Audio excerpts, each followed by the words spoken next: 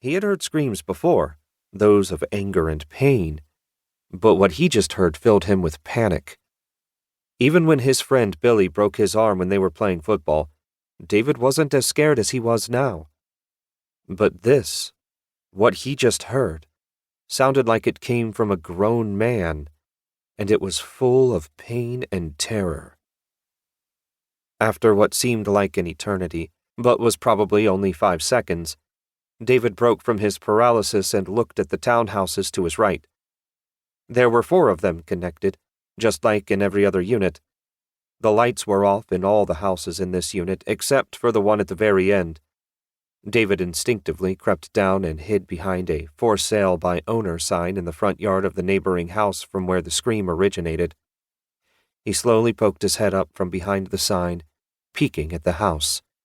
The yard was neatly manicured, and the front of the house was freshly power-washed, but that told David nothing of the inhabitants. The groundskeepers maintained the outside of the homes in River's Edge. David was trying to see what lay inside. All 4 windows were covered by heavy-looking white blinds. The first floor was completely dark, but one of the 2 second-story windows housed a strange white light that beamed through the cracks in the blinds.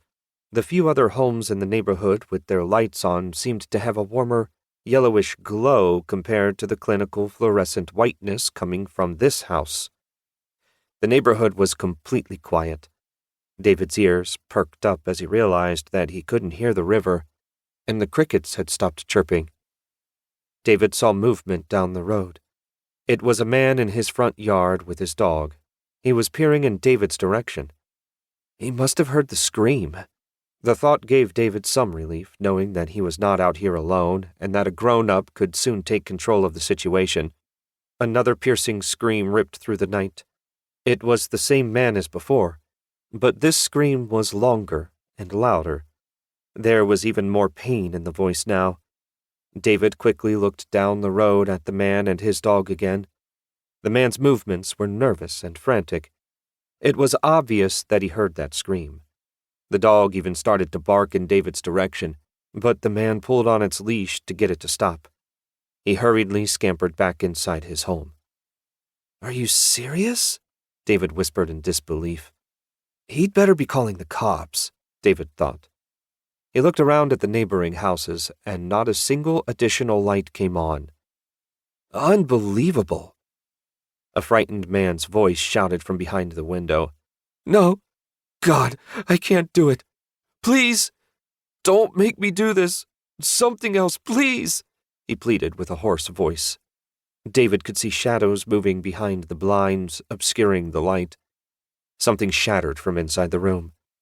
He looked around again to see if any of the neighbors were hearing this, but he appeared to still be by himself. The house for sale next door was completely vacant, so there was no help there. There was more commotion coming from the lit room. Something smashed up against the blinds, bending them flat. It looked like someone inside the room was pressed against the window. Muffled grunts and groans were barely audible.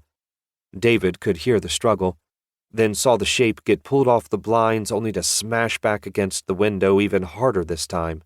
The glass splintered from end to end, and a man groaned.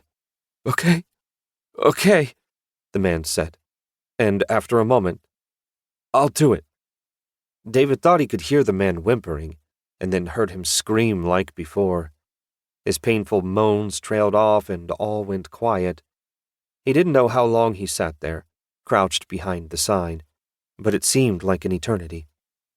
When a cricket loudly chirped just a few feet away from him, David suddenly realized that he could hear the world again.